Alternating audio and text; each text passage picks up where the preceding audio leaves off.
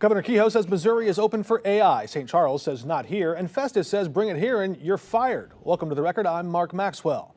Data centers are coming to Missouri, and with them, a statewide political reckoning.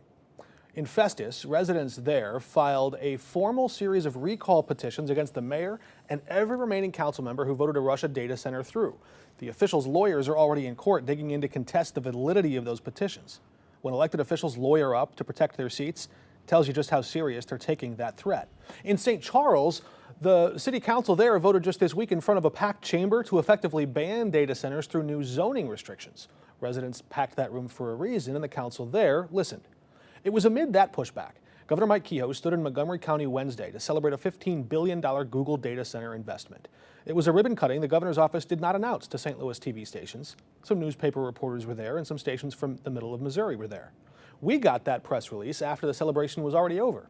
We asked the governor's office who compiled that press list, why St. Louis TV stations weren't on it. We have not yet received an answer to that question. To the governor's credit, he has scheduled a public forum on data centers for June 18 at Missouri S&T in Rolla, free and open to the public. His own acknowledgement announced that the national conversation on data centers, quote, continues to impact communities in Missouri. That is not the language of a governor who thinks this issue is settled and over. That's the language of a governor who knows he has some explaining to do. The explaining started last year when Kehoe signed Senate Bill 4. It was pitched as a sweeping rewrite of Missouri's utility law he said would protect ratepayers from bearing the cost of new infrastructure for energy. Critics argued it was the regulatory welcome mat the data center industry had been waiting for. That debate never really ended. It just moved over to the state of the state. Missouri is open for AI, and we are open for business. That was January. After that speech, I asked Missouri House Democrats how they plan to protect your electric bill. Why not make data centers buy their own micro-nuke reactors and kick them off our grid?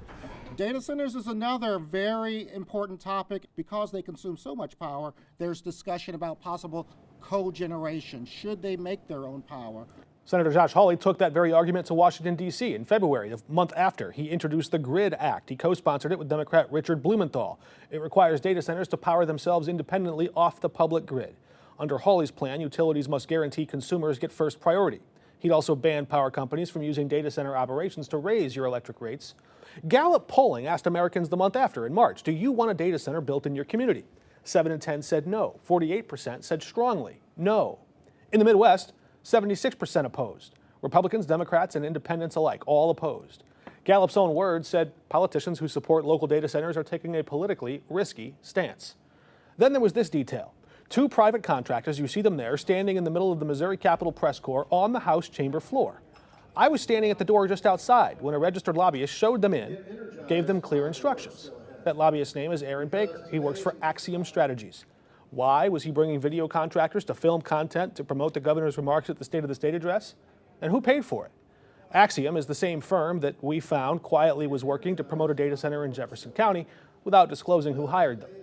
The governor's press secretary told us the governor's office did not directly contract with any third-party vendors to film the speech.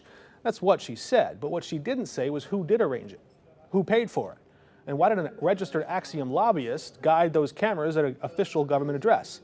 The Speaker's office confirmed they were there as guests of the governor. As of airtime, the governor's office has not filled in the rest of those details.